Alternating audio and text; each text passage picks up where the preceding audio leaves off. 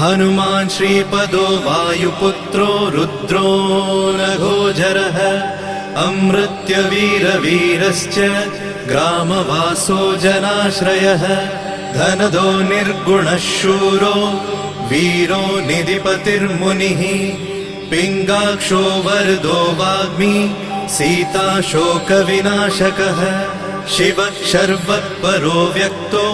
व्यक्तो धराधरः पिङ्गकेशः पिङ्गरोमा श्रुतिगम्यः सनातनः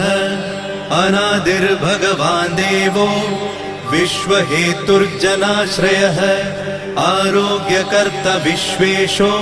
विश्वनाथो हरीश्वरः भर्गो रामो रामभक्तः कल्याणप्रकृतिस्थिरः विश्वम्भरो विश्वमूर्तिर्